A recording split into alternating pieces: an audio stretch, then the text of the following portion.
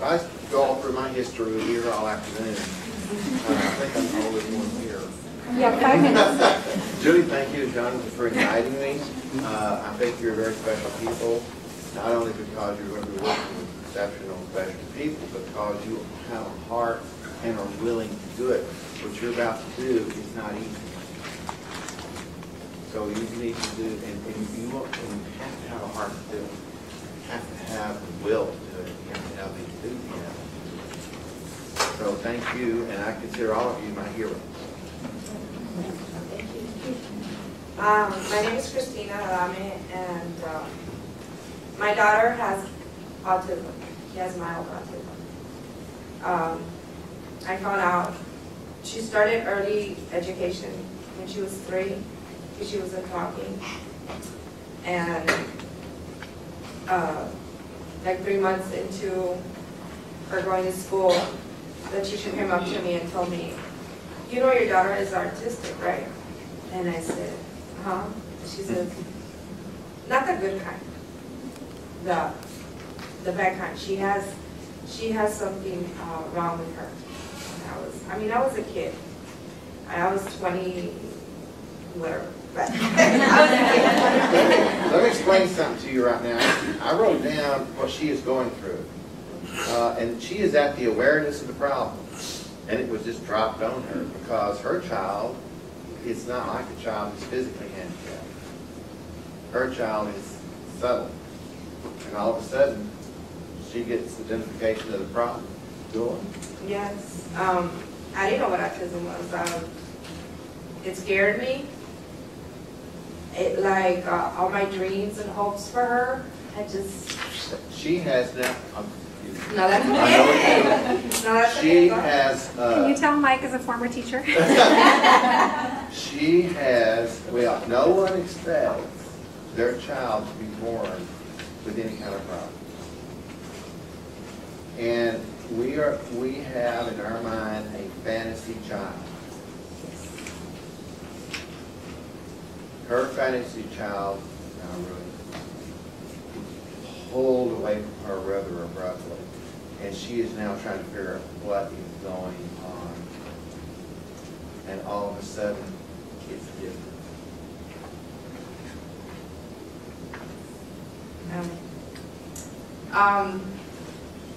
She was in Austin for two years. Then they moved her to Travis.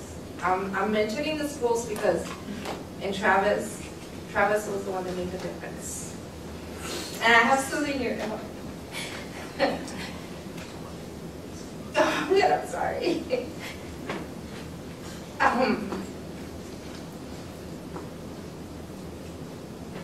That teacher that told me that my daughter had a problem,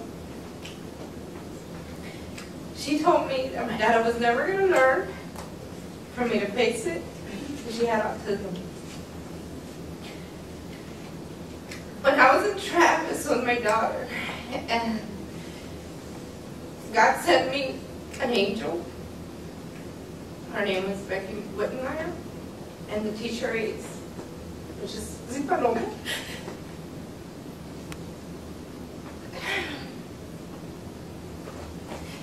They were the ones that taught me and showed me how to work with my daughter. They were the ones that told me your daughter is capable of everything. She has mild autism. It's mild. It's not. You know, she's reading. She's 15 now. And I just did a case study with her, with one of my teachers. And I learned so much. I'm learning so much with her.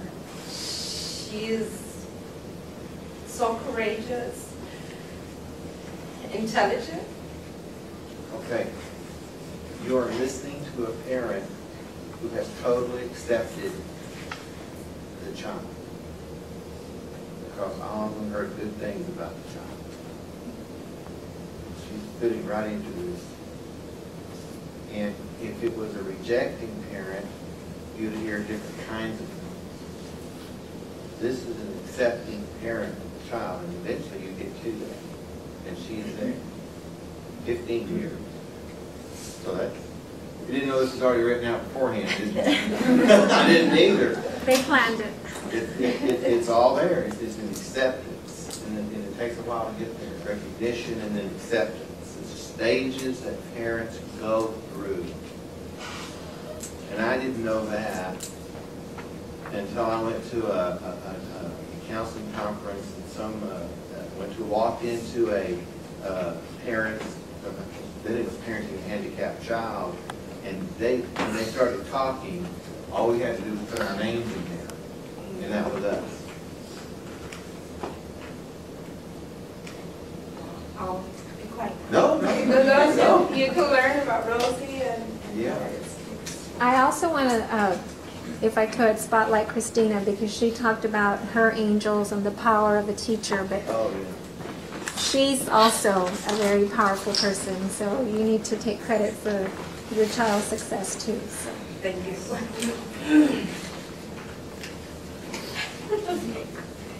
Okay, my name is Rosalina Trevino, and I too am like Christina. My son is 14, and I wanted to show some pictures. Yes, of course. Oh, I'm not gonna put that. I tried. But these are when he was a little Oh, younger. the document. Right. I meant to do a PowerPoint, but we found out not too long ago that we need to do another one for another class, so we had to take care of that one. What? 30 seconds. But my point is that many times when these kids are in your classroom, you really can't pinpoint them unless you know the characteristics of this program. That's been my fight with the schools. I worked with the schools for 6 years, and it wasn't until my 4th year that actually I went to the superintendent and told him the staff needed to be trained. Being that I worked with an autistic child, I knew they were labeled, and I would see the staff, oh, here he comes. Don't do anything because his mom's going to come at us. You know, and that's not the way it is. I mean, if you really look at the mom's point of view, we have these kids 24 hours. So we know what they're capable of doing, but they need your guidance. He did this on his own. I was the type of protective. He's my only son. I've got 3 girls. And he himself in 3rd grade decided on his own, I want to play football. I'm going to do this and I'm going to do that. And it's tough letting them go because you just want to protect them. And I saw that that wasn't the case with him. He's always been mainstream. And he's diagnosed with Asperger's syndrome, and I'm sure you've heard of it. And it wasn't until he was 6 years old that we found out that he had it. We wanted to rule out development, and actually at the age of 3, we found out that he had a speech impairment. But by the time he started school, he had mastered the OT and the speech. But I noticed that his social skills were there. And that's where I started therapy. And I live in Raymondville. I had to drive 3 times a week to West Level. And I had to quit from one week to the other, my job. But it's worth it. And a lot of these kids, if you work with them, whatever you do with them will help the rest of your students.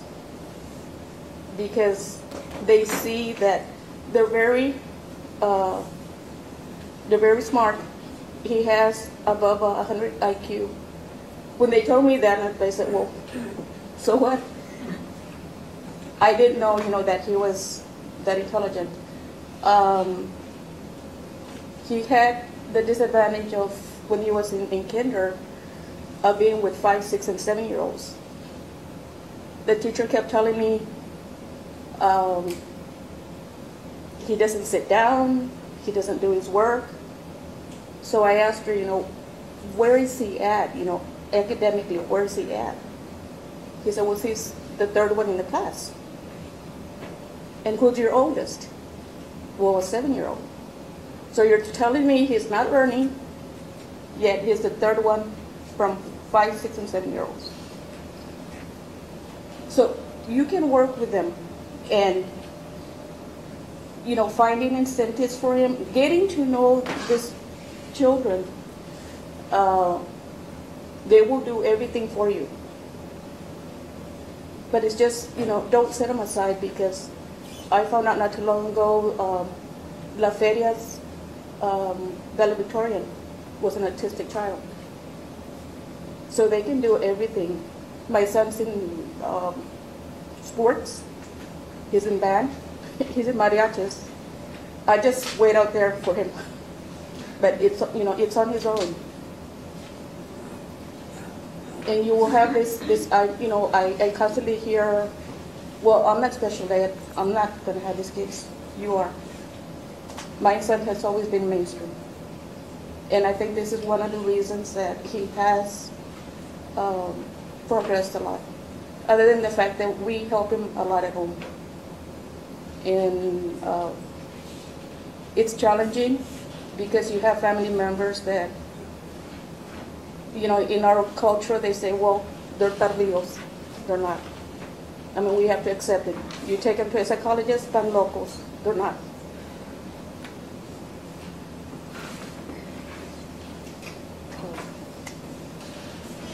Those. Thank you. And again, the power of a parent and collaboration with parents and regular teachers. And it also mentioned that her son was mainstream, so he was in the regular classes this whole time. He's in your classes, everyone in here is going to be a teacher.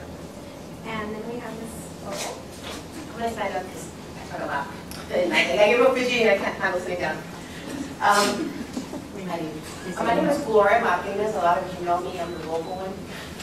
I hold no barbell, I'll tell the way it is. My experiences are a little bit different than the girls, because my son is 3. He was born with neurofibromatosis. And that's a genetic disorder. It's diagnosed with cafe spots, and it has a lot of learning disabilities that go with it. One of the causes can go being blindness, deafness. My son got the deafness. And I'm not going to cry.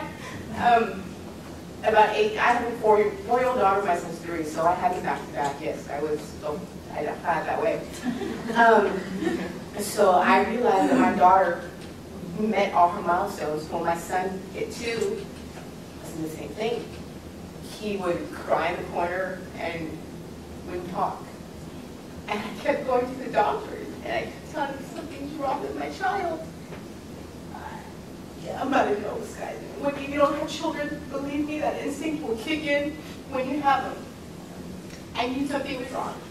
The doctor would tell me, Ms. Martinez, you're being able to overprotect children, overprotect mothers. Stop it. It bothers you more than it bothers him. I go nuts. I mean, y'all know me, my character is kind of that way. And finally, I said, you know what? I researched advocacy for Asperger's, autism, everything to get them in the mood. And doctors kept telling me, stop doing this yourself, he's fine. So finally I just took it upon myself, I took him to that was all my last straw. I took him to a throat and ear specialist, and it turned out he was deaf in both ears. That's why he wasn't reaching his milestones.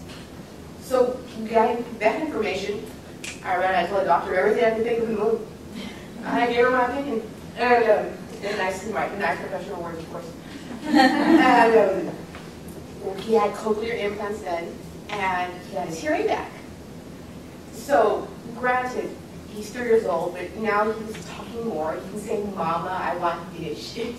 Please, Papa. Burger, fair word. Yellow. Yeah, orange burger, because there's orange burger, water burger, yellow burger, scarlet. Either way. He gets that point across, but if anything you all learned from me today, okay, or as teachers and future educators, trust your instinct. If you see, because you are your student's advocate. And sometimes parents, not that they don't mean to, they just don't know. They're not educated in that part, and they think, oh, it's that she goes, he's a baby, he'll grow out of it. They don't realize sometimes. So if you're doing special ed, regular ed, be your child's advocate. Realize something's not right. Let me bring it up, let me do something about it, because we have to. I mean, as a parent, if I hadn't known, where would my child be at this point? Right now we're playing catch up. We're doing speech therapy 3 times a week. We do OT twice a week. From here, you know, it's very difficult. But please, trust your instinct.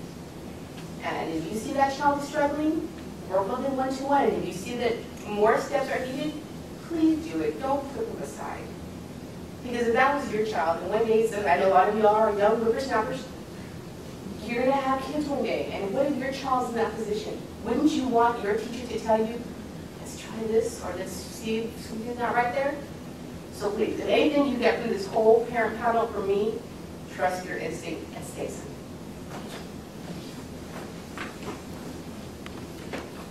Well, my story is a little more dramatic. As far as these were kind of subtle. Autism is a subtlety, and even to the point over here, for the medical doctors, oh, they're just in a growing phase, they're late bloomers. So the parent had to take it upon themselves to discover what was wrong. My son was a long time ago. This was before 92-142. You know that one? That's a history. What is 92-142? Does anybody know? Uh-oh. John, they don't know. They better know it. What you're about to embark on was not there then, folks. The We had to special have- ed law. Special ed law was 94-142. not, that was the first one, and we had to move mountains to get it. And there were a lot of resistance from everyone.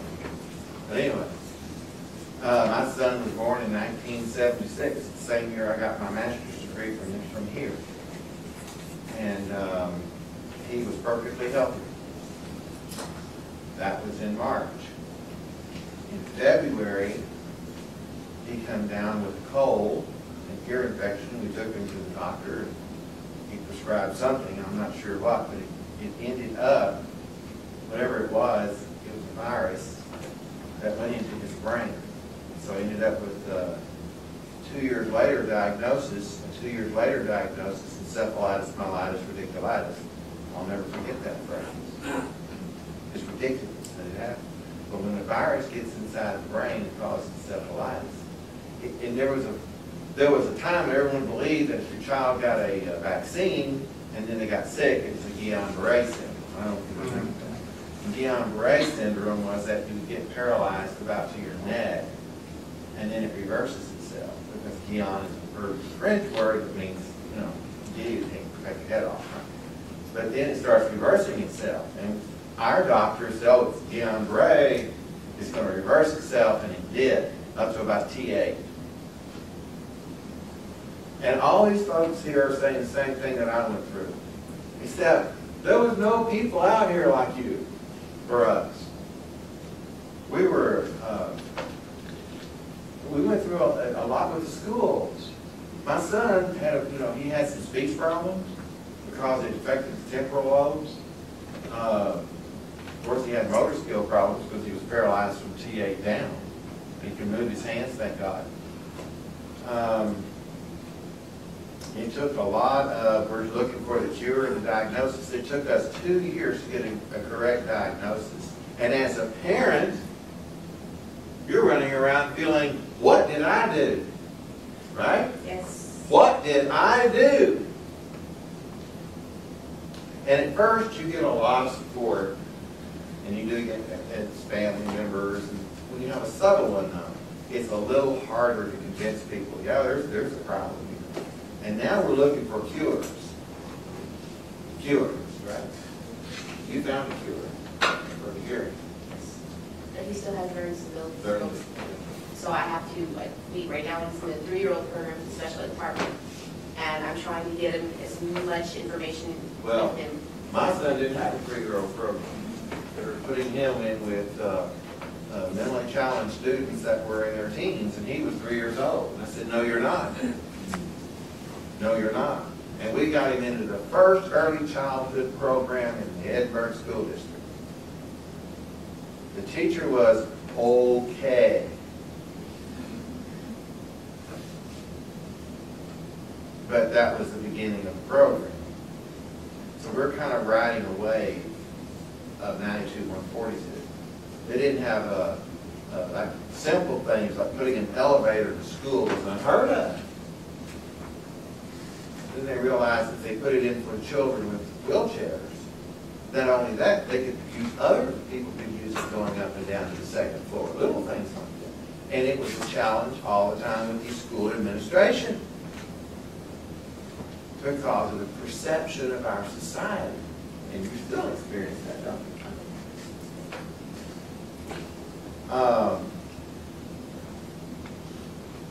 We had all kinds of things. I had people call me up and say, I was writing for help, right?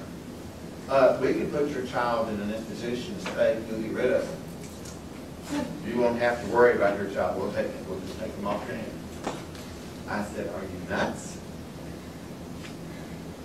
At any rate, he made it through school and he made it here, Mark did, and he almost finished a degree in accounting. Why he went into accounting, God knows why.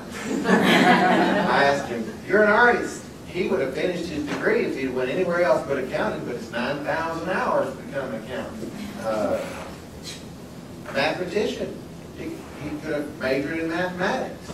So it's not, he had superior, smarter than me, superior intelligence, but his body is really, we did things like, for example, he could not relieve his bladder. So we had to do what's called pre-dating the bladder and so on. What these fool doctors were afraid to tell us is catheter is catheter. It's not brain surgery. But people are so afraid that someone is going to run around here and sue them. Thank you, lawyers. And they do.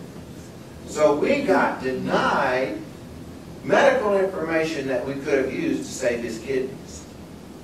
So here we are. It used to be the old Edinburgh Hospital. This is all history out here all day. It's gone now, and we rushed him in there. His kidneys, were backed up. He almost died until they put an ileostomy. Now we got an ileostomy, and on this, he's 35 years old. Guess who his caregivers are? Right. His mom and his dad. Now, we choose to do that. And we're going to get into this talking about the stress of the caregiver. Sometimes it gets a little edgy, but they're there 24/7. And chronic stress will kill you. And a caregiver 24/7 can do other things to a marriage, to a family. But at first you get a lot of help. Little needles, right, for little children. But after they become adults, all of a sudden, oh, didn't the government pay for that van that he's driving? Didn't the government provide that wheelchair? No, because we paid too much money. They didn't provide us anything. Now they are. But he lives with his mom. He lives with his mom. Now, our issue is different.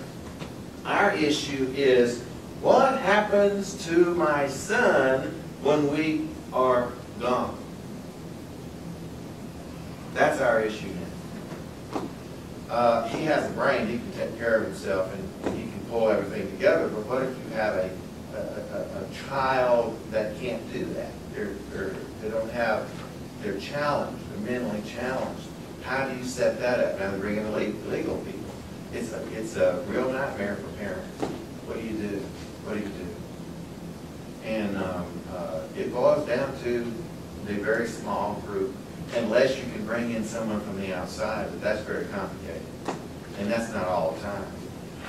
So parents always meet crisis. You're going to meet crisis as you go along. You've already met one. You've met some. met some, because you're going to get into some other crisis, especially a crisis of a person who would love to have a relationship, but because they're handicapped, they can't get into a relationship. And that's very depressing and devastating for that person. And not only that, the parents feel it too. They feel it as their child.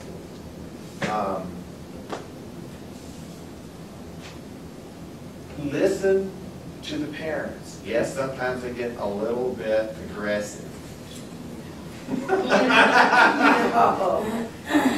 But it's okay to ask questions, and it's okay to, why can't we get this information? It's okay to ask questions. As a teacher, be aware of it. We were doing a surgery, and also in medical doctors, there's saints in the medical community, there are saints and there are devils. Be sure you get one that listens to you, and make sure that a parent whose child is having those kind of troubles, make sure as a teacher that they're getting those kind of medical needs met. If you have a hard time convincing a medical community to listen to it. But here are the stages. Awareness of the problem. You can write this down. There's a test. And then the recognition. And I heard it right over here. Recognize the problem, please. There is one. That's what it is. Let's go do a diagnosis. Now let's search for a cause. Okay?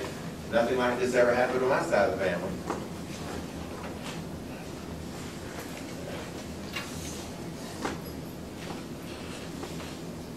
What's the cause of it? What caused it to happen? This is a crisis period in the family. Don't expect them to come in there all happy, starry-eyed and everything. This is a crisis period. The parents are going through emotions, and they're not all positive.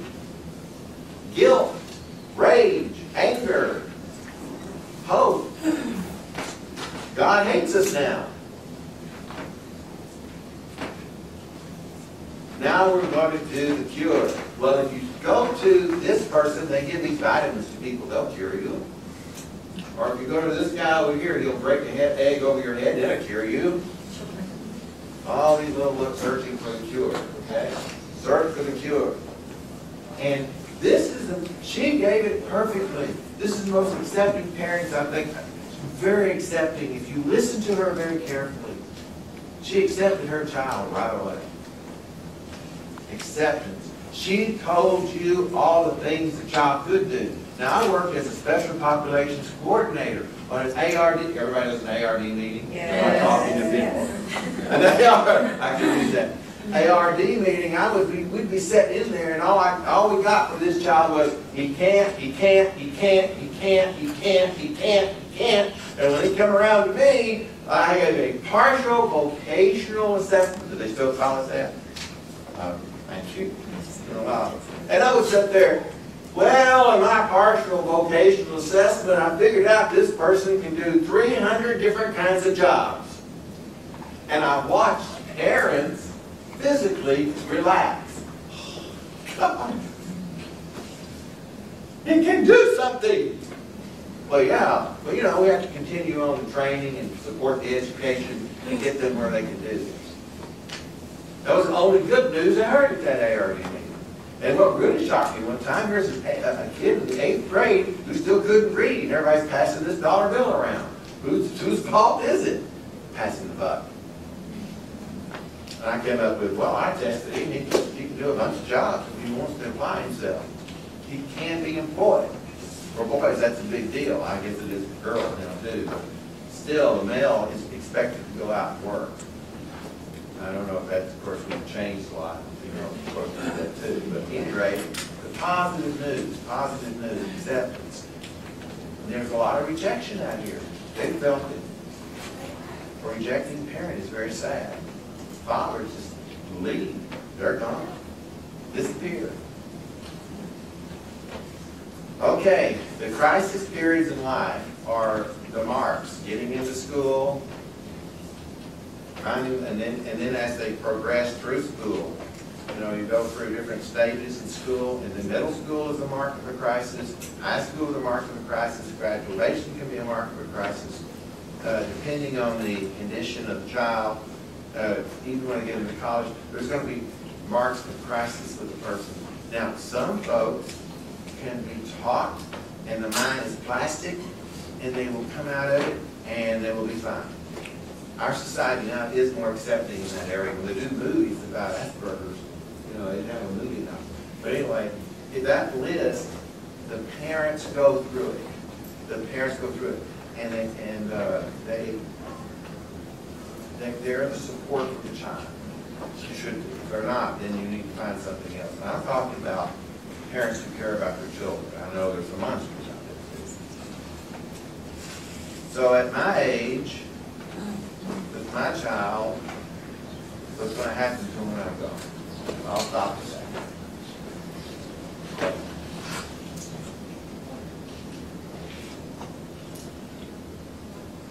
think the next class is. Oh, they're trying to, I'm sorry. Yeah. Are there any questions for our expert panel? We really appreciate their time and sharing their experiences. Any questions? What did you think of the today's meeting?